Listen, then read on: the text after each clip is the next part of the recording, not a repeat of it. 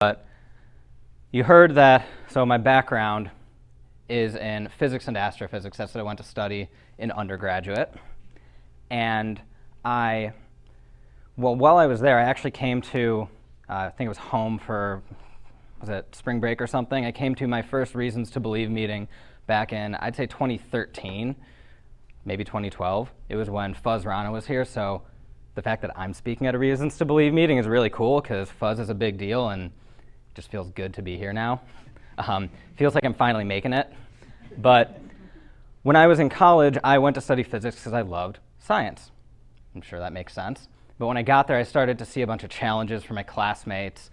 They found out I was a Christian, and they were kind of wondering, all right, how do you make sense of science and faith? And digging into those questions, I never lost my passion for science, but I realized that I didn't ultimately want to be a scientist. I wanted to study science in depth in the context of understanding how it relates to my faith.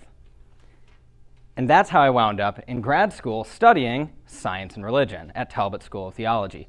Great master's program if anyone's looking to study there. Highly recommend it.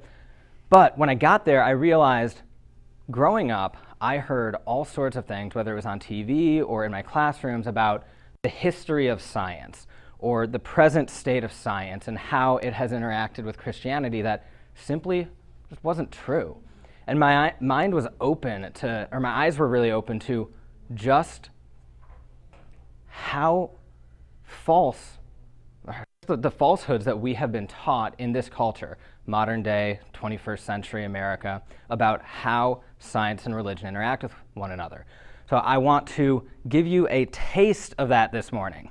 Just a taste. I could talk about this for days, but we're going to cover a lot of topics, but it's ultimately going to look like this. We're going to cover 5 lies that I'm pretty sure most of you have probably heard and might even believe about the science and religion interaction.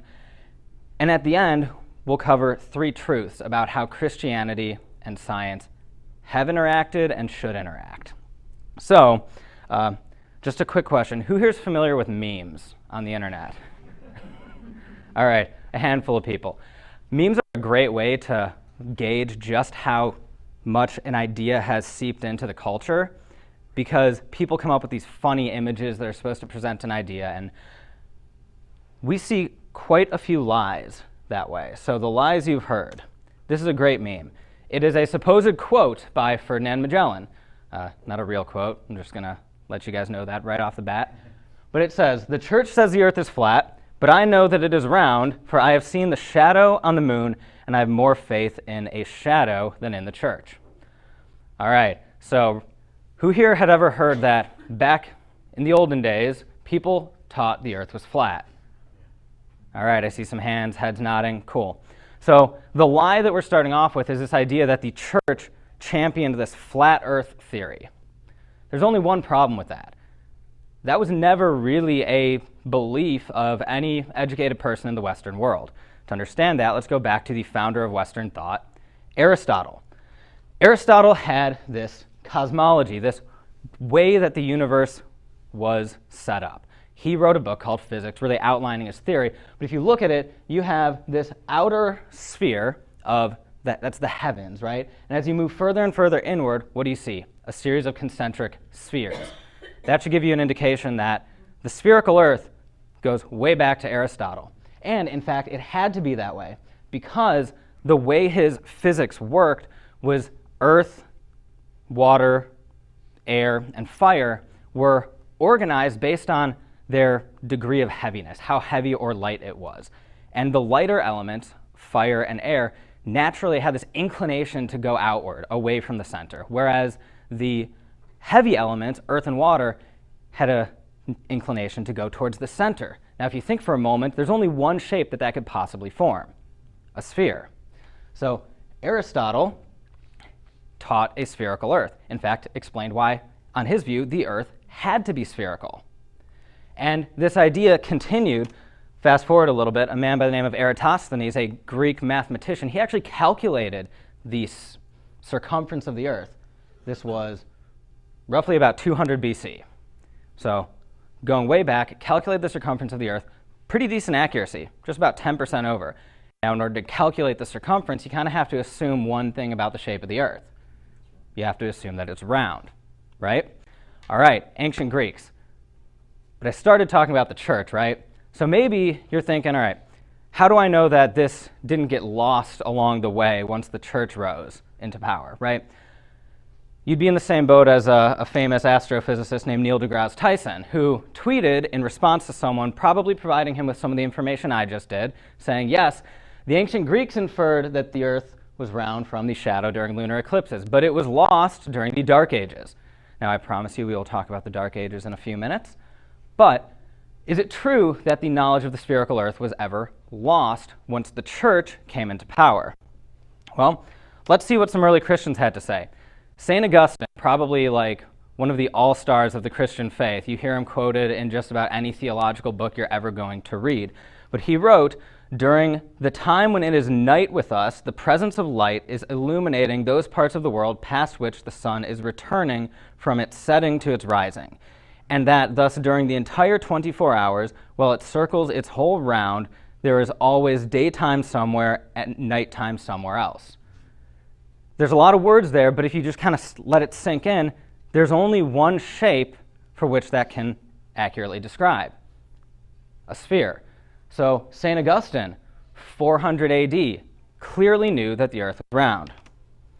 Thomas Aquinas, another all-star of the faith, he wrote, for the astronomer and the physicist may both prove the same conclusion, that the Earth, for instance, is round, the astronomer by means of mathematics, but the physicist by means of matter itself.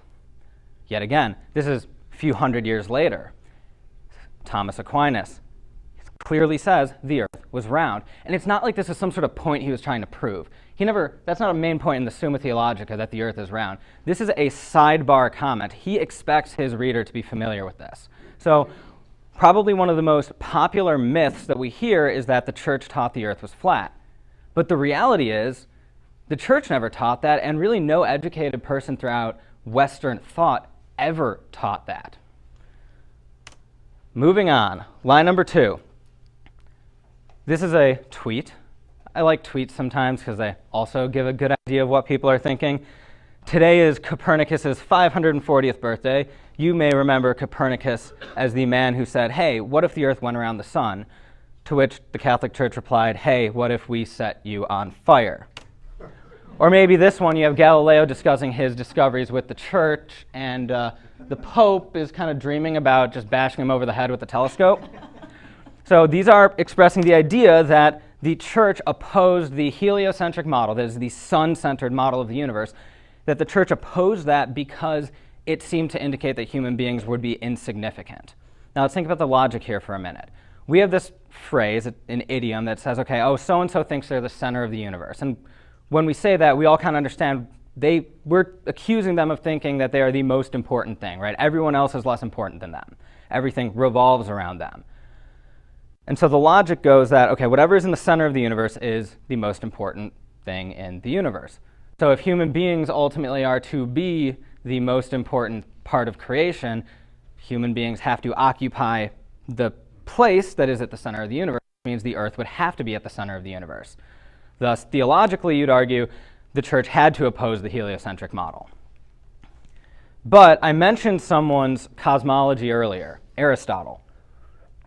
And Aristotle's cosmology was the predominant cosmology up until really in the Enlightenment, and then ultimately getting through to the scientific revolution. So let's go back to it for a second. Fire was closest to the heavens. Fire is this light, it's this pure element. Earth is this dirty, heavy element. And as a result, Earth is at the center.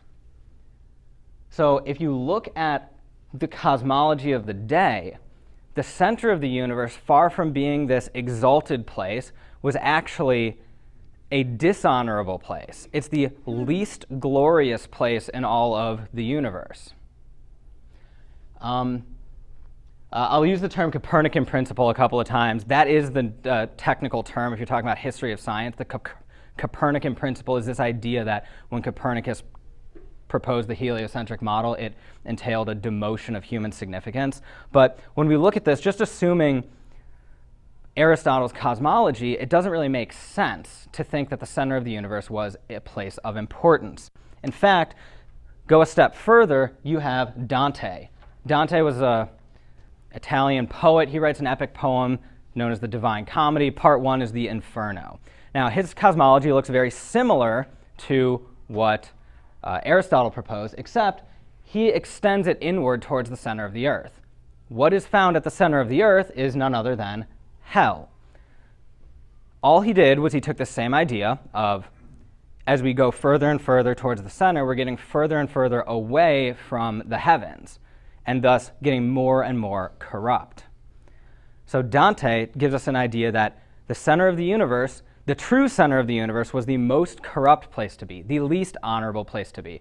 And it's interesting to note that if Dante was only writing to the elites of the day, he would be writing in Latin, but instead he wrote his poem in Italian, which meant this concept was intended to be understood by just the common people of the day. Galileo was shown earlier, and I think this is probably one of the most hilarious aspects of this lie that we're told. People always raise him up as he was persecuted by the church, and he's the poster child for church persecution of science. But when it comes to this idea of the heliocentric model demoting humans from the place of central significance, Galileo specifically writes, "For I will prove that the earth does have motion, that is, it moves around the sun as opposed to the sun moving around the earth, and that it is not the sump where the universe's filth and ephemera collect." Does that sound like a place of importance to you? He's describing the earth on the geocentric model as the sump of the universe, where the universe's filth and ephemera collect. Very clearly not a place of importance. So we're told that when the heliocentric model came on the scene, right, people in the church opposed it because they felt it would demote human beings. The reality is the opposite would be true. Moving the human beings away from the center of the universe would actually move them closer to the heavens, farther away from the place of most corruption. I promise we get to the Dark Ages. We're getting to the Dark Ages. Favorite meme of all time when it comes to science and religion, because you see, all right, some scientific progress, getting through the Egyptians, Greeks, Romans, and then, oh look, Christians enter the picture and falls off a cliff, absolutely nothing for 1,000 years. That's what the Dark Ages refers to, this 1,000-year period about 400, 500 AD to 1500 AD. And the idea is that during this period of time, we had 1,000 years of darkness. The church brought about this period where there was no scientific progress and even opposed scientific progress. Historians typically refer to this period as the Middle Ages. They don't like the term the Dark Ages, and we're going to explain a little bit why. But in order for this notion of the Dark Ages to be true, you need to see two things. First, you need to see the pre-Christian Roman Empire be characterized by a lot of scientific achievements, advancements in technology, and then you need to see all of that stop as soon as Christianity became prominent. But what do we actually see? The reality is the Romans, by and large, weren't major scientists. They weren't really engaging in technological advancements. We associate a lot of that with the Greeks. But something interesting about the Romans is that they never really took an interest in the Greek scientific texts. They never even translated the Greek text. So that knowledge was largely unavailable to them from an academic standpoint, from studying the writings of early Greek scientists and thinkers. In contrast, once Christianity rose in power, we started to see some development of important inventions.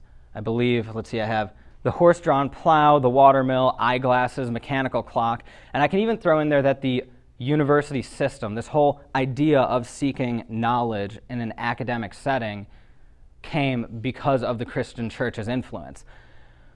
But we also see that while the Romans neglected the ancient Greek texts, the early church preserved and translated the ancient Greek texts because the church viewed the knowledge that was in there as valuable, even though it was written by pagans. That's interesting. We don't hear that. I'm pretty sure if you watch Neil deGrasse Tyson's Cosmos series, you get this idea of 1,000 years of darkness. The church sort of brought in a period of scientific ignorance, when the reality is one of the main reasons we have science today is because of the church. I'm sorry. I heard someone say that Christians destroyed the Greek text. I assume that that's not right. That is not right. I don't know who said that, but Burning of Alexandria? I can't comment on that. It was said in an unbelievable podcast between a couple of historians, one who was claiming that Christianity didn't, benefit the world, and another was saying that it did. And one of the Was that one like yesterday, or was that recent, or was it a while ago? 2 months maybe. Okay. You'll have to let me know which one that was, because I haven't listened to that particular I podcast. think I disagree with him, but I'm just wondering if you have any insight into that. I don't have any specific insight into that. At the end of this, when we go through questions and answers at the end, I'll have a slide that I'll list up there with some just works consulted, some other texts that you can write down and as further resources. So, and just when that comes up, maybe jot a couple of those down and take a look. So, the Dark Ages. The reality is there was no such thing as the Dark Ages. That's why historians don't like the term. There never was a period of 1,000 years of darkness.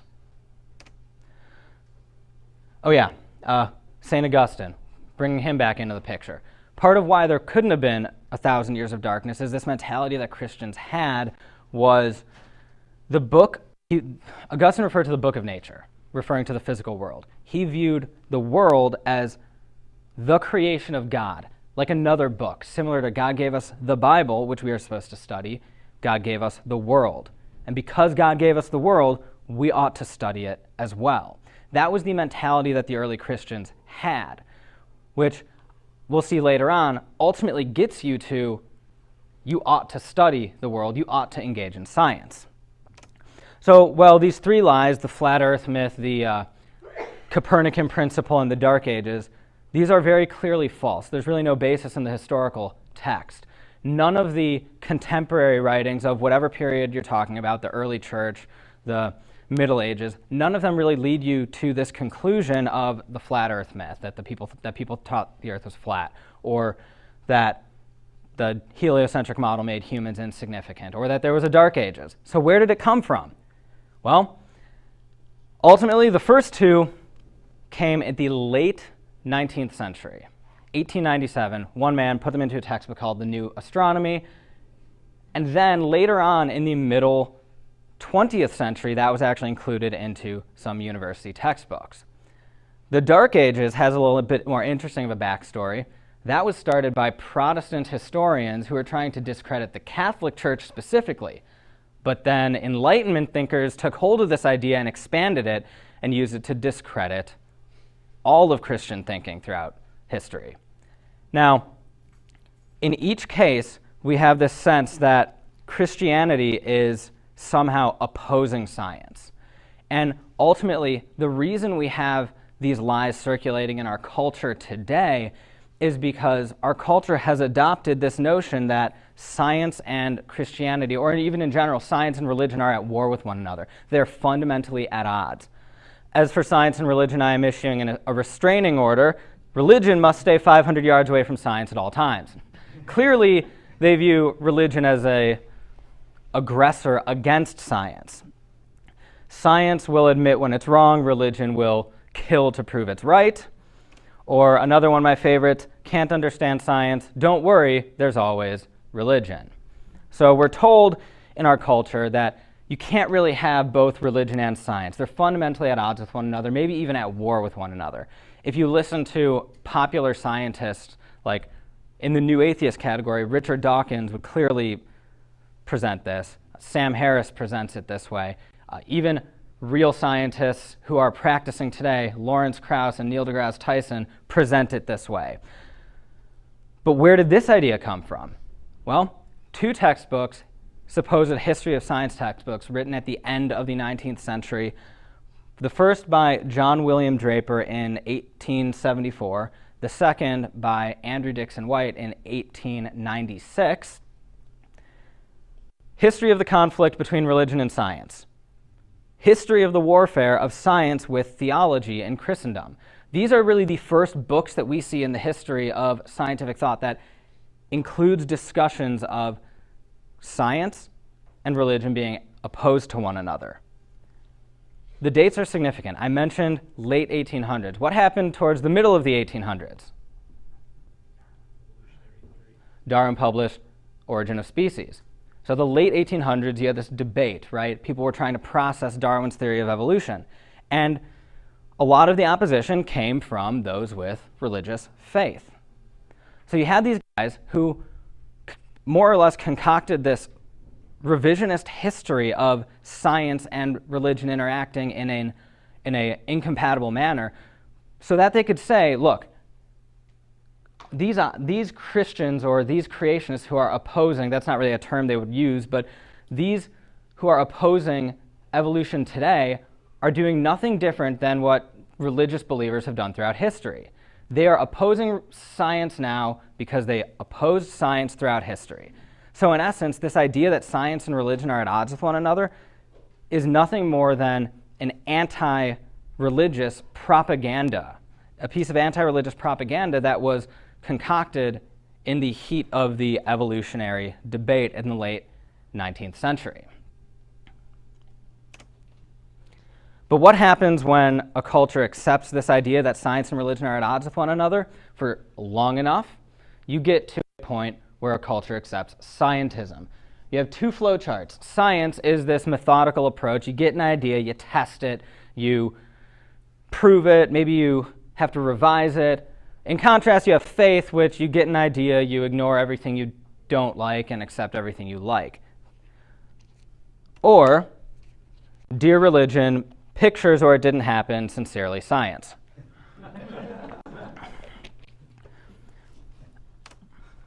Or you could look to a real-life physicist, Sabine Hossenfelder. She writes, an hypothesis that is not falsifiable through observation is optional. You may believe in it or not. Such hypotheses belong into the realm of religion. So what's ultimately going on here? You're basically saying you have science, and with science, you can actually know things. And then everything else, where you can't know anything, that's just opinion. The only way to obtain knowledge is through science. That's what this term scientism means. Religious claims, nothing more than opinion. They're more or less meaningless. Now, where we're at right now is we're kind of on the cusp of this. But when scientism is accepted in a culture, religious claims like Christianity get placed outside of what we can call the plausibility structure. The plausibility structure, to quote philosopher J.P. Moreland, is basically those ideas for which a culture is, will generally consider to be reasonable. If Christianity is outside of the plausibility structure, it's not so much that people think it's false. It's that people think it's not even worth considering. If you tell me that there's a dragon flying out the window right now, I'm not going to think about it much because that's outside of my plausibility structure. If we let scientism take hold in the culture, which, again, that tweet from Sabine Hossenfelder, it's pretty prominent in the sciences. I saw it with many of my classmates in college. Christianity, it's not a question of true or false, it's a question of why should I care? But the problem, scientism. Main problem with scientism, it's self-refuting. Self-refuting basically means if you take what the claim is making and apply it to itself, then you prove it's false. It's not just false, it's false necessarily. It couldn't possibly be true. What do we have here? Think about it. The claim that only empirically verifiable statements can be true. I'll give you all day to think of a way to test that empirically. You're never going to. It's not in itself an empirically verifiable statement. So it fails to meet its own standards. It's false necessarily. But we can also point to things that maybe science can't answer. I think the most important point to point out is that it's false necessarily. It couldn't possibly be true. But think of the beginning of the universe. We can scientifically test all this stuff in the universe to point to the beginning. But if science is testing that which occurs within the universe, you can't actually test anything outside of the universe by only testing in the universe. So we can explain the beginning of the universe with philosophy, theology, we can start answering those questions, but you can't actually test to get an answer using science. And I will also argue that the origin of consciousness. You're never going to be able to test scientifically and explain consciousness. That may be a bit more bold of a statement because I know there are many out there who would disagree with me on that, but we can talk about that in the Q&A. So what have we learned here so far? Just easy question to throw out there if someone wants to ask. Did the church teach the earth was flat? No. Did the heliocentric model mean that it meant humans were insignificant? No. Did the church bring about the Dark Ages? No. Are science and religion incompatible? No, that was a myth. That was just made up, propaganda. And is science the only way to obtain knowledge? Absolutely not. All right, these are the lies. Ready to hear some good news? Ready to hear the truth? Bob is checking his clock. I'll make this quick. Truth number one, science or Christianity is a historical catalyst for science. What do I mean by that? What I mean ultimately is that Christianity itself was a major factor in producing this whole enterprise that we call science today. This idea that we set up these methodical tests and we can obtain knowledge from studying the universe, that notion, we have that today largely because of the influence of Christianity throughout history, the influence of Christians exercising their faith throughout history. I want to be careful, though. I am not claiming that before or apart from Christianity there was no science.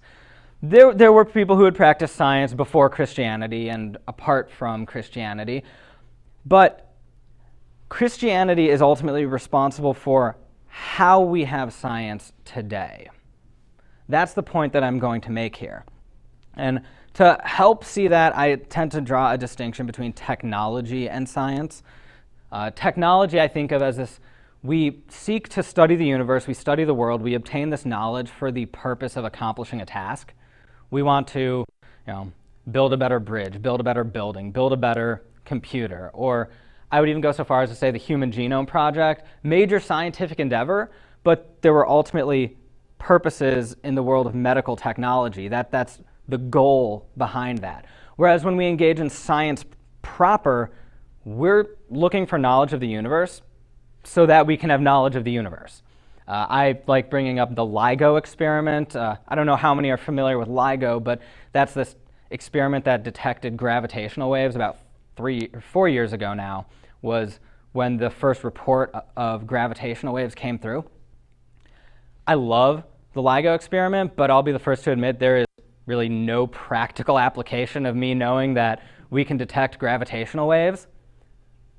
But the knowledge is significant. The knowledge itself is valuable. That's sort of this underlying idea that I think characterizes science. And as we mentioned before with Augustine, I swear this is the last time he'll make an appearance, for the same quote too, the book of nature as the production of the creator of God. This idea, God created the universe. The universe is therefore worth studying. Nicholas Copernicus, similar idea. He wrote, "So great certainly is the divine handiwork of him who is himself the greatest and the best." Copernicus, who we saw there's this whole anti-religious meme or lie made up about him, well, he had a very strong Christian faith and used that faith to gain inspiration for what to study and how to study. He clearly, based on that quote right there, viewed the universe as worth studying because of its origin, because the universe came from God. Johannes Kepler, another major scientist in history. The laws of planetary motion that we have, Kepler's 3 laws, he was a giant, and similarly, his faith was essential to his life. Again, believed the universe was created by God, and therefore wanted to understand how it worked as a result of that.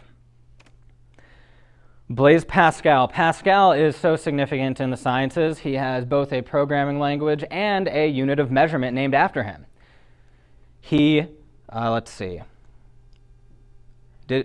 first digital calculator. I found that to be kind of cool, what many consider to be the first digital calculator back in the 1600s.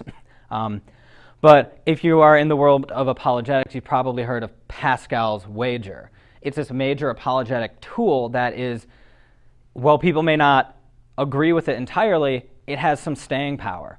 So clearly had this whole science and faith thing figured out. He had a balance between the two. But let's think about what he said about the universe. He wrote, "Let man then contemplate the whole of nature in her full and grand majesty." Okay, why is the universe grand? The universe is grand because it was created by God.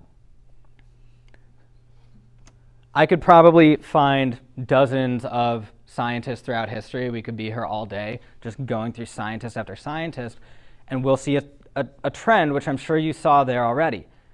Belief in the God of the Bible, belief that God created this universe, led these earlier thinkers to desire to study the world. That's what gave us science as we know it today, because this spanned throughout hundreds of years as science was being developed.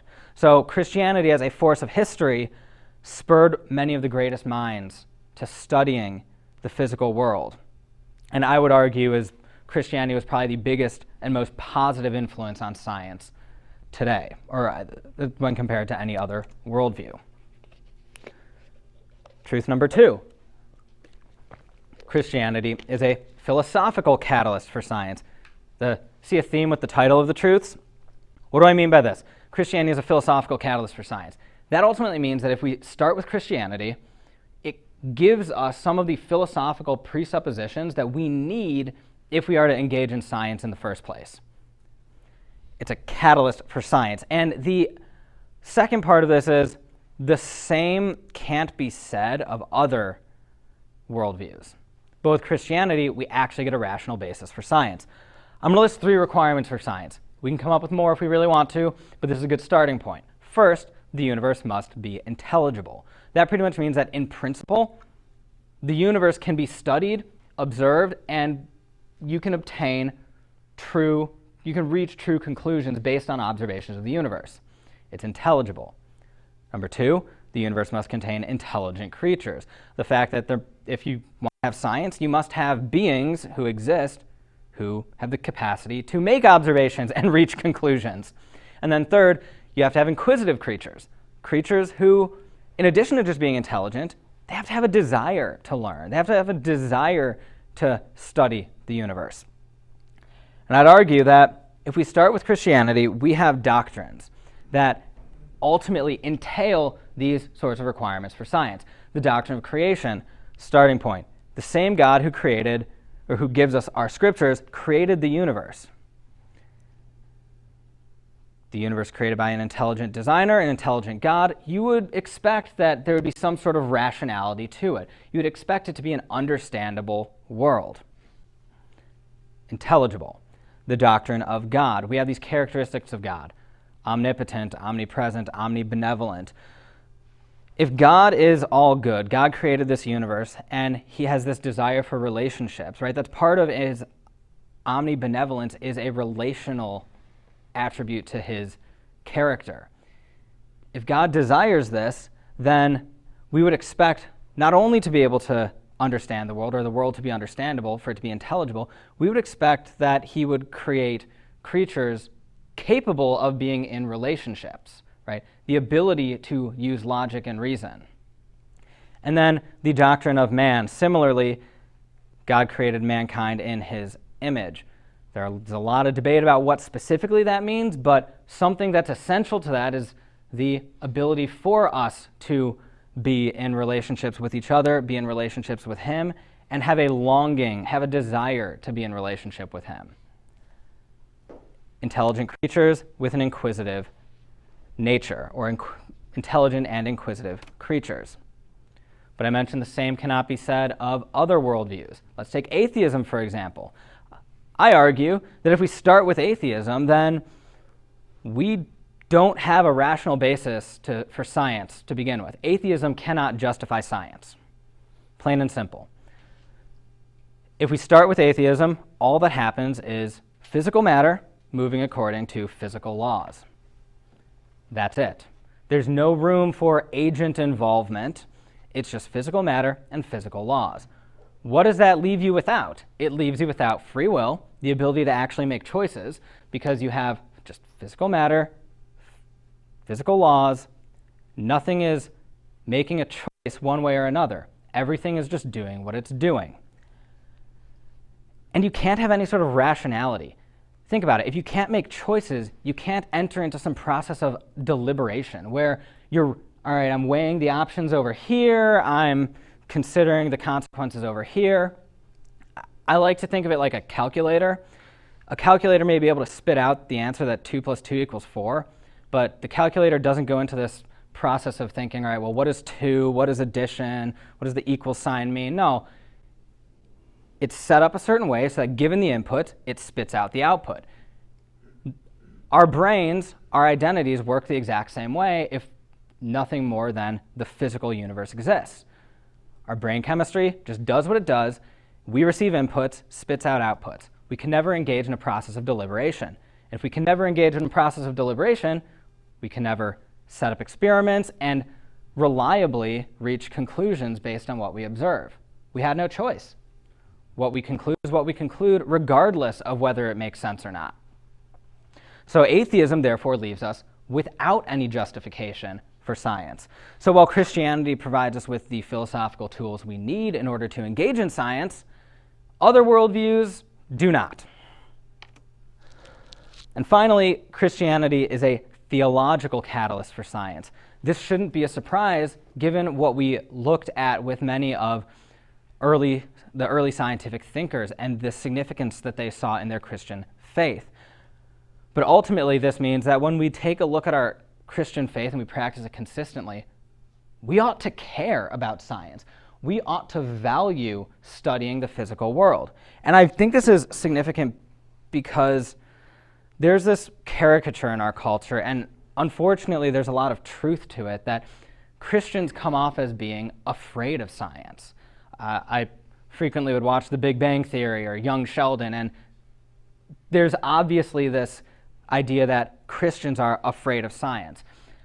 I don't think that's going to come to a surprise to anyone in this room that a lot of people think that. And this ultimately is it's kind of personal to me, because a few years ago I was once asked to meet with a high school boy. His mom knew that I studied science and wanted me to talk to her son, who she saw had an interest in science, because she wanted him to see, yay, look, there's this Christian who has a passion for science too. So I'm always glad to talk about science and religion, hence why I'm here. But I get and I sit down with this kid for lunch, and he starts talking to me, and he's telling me about, yeah, well, I was reading A Brief History of Time by Stephen Hawking, and when my mom saw me reading it, she took the book away from me and hid it from me. Now, what kind of message do you think that sends to her child? Well, science isn't something that we should really care about. Granted, she did replace it with stuff that she had vetted, but she wouldn't let him read the scientific text that he was interested in. He picked up on it right away, and he pretty much just said, yep, she's afraid of science. And although historically that hasn't been the case for Christians, recently that's the mentality. That's why this is so personal and so significant, because if we don't correct this, if we don't correctly see how our theology should encourage us to study science, we end up allowing situations like that to keep happening. So I argue Psalm 19, one of my favorite psalms. I could read the whole thing, but in the interest of time, I'm going to put up verses 1 and 2. But I encourage everyone to read this psalm, one of my favorites. It's all about the glory of God. It's all about who God is, how wonderful God is. But it starts off like this. The heavens declare the glory of God. The skies proclaim the work of his hands. Day after day they pour forth speech. Night after night they reveal knowledge. Just let that sink in for a minute. That's opening this psalm that's all about the glory of God. The heavens declare the glory of God. The skies proclaim the work of his hands. This is, although I didn't discover the psalm until years later, this is the sensation I got when I took my first astronomy class in high school. I was 15 years old. That's when I knew I was going to study astrophysics in college, by the way. When I took that first astronomy class, you can ask my mother, she can confirm. I was bringing home books on dark matter from the library. But this is exactly what I saw. I looked at the universe and I saw, this is awesome. This is glorious. And this continued throughout college. When I was in college, I even remember commenting on, like, look, it's not there's no opposition with my faith in science. My knowledge of science, the more I learn, the more and more glorious I can see, the more and more glory I can see in God himself because of how much glory I see in his creation. This is exactly what I saw and what I hope each and every one of you can see. Verse 2, day after day they pour forth speech, night after night they reveal knowledge. So it's a step further. It's not just that the world is beautiful, right? That the world is glorious and it shows that God is glorious, but we can obtain knowledge. Day after day they pour forth speech. Night after night they reveal knowledge. That is why, as Christians, we can look at the study of the physical world as ultimately an act of worship, right? This whole psalm is about the glory of God. It ends with a plea to let the psalmist, let his words and actions be an act of worship to God. We can obtain knowledge by looking at the creation, and we can do that as an act of worship. That's exactly what the early Christians thought. That's exactly what we ought to think today. So Christianity, if we take our faith seriously and we develop a sound doctrine of creation, a sound theological system, we ought to value the study of the physical world. The question no longer should be, why should I bother to study science? The question ultimately should be, if I believe that the God I worship created this universe, why wouldn't I want to study it? So we talked a lot about various topics. Part 2, Christianity is a historical catalyst for science, Christianity is a philosophical catalyst for science, and Christianity is a theological catalyst for science. I hope that most of you walk away today feeling like, a lot of these lies I have heard, and I'm glad that they're now corrected. And I hope you feel encouraged by looking at the truth of how Christianity has interacted and should interact with science. So with that, I'm open for questions. And I promised I would leave this slide up. So for those of you who want further resources.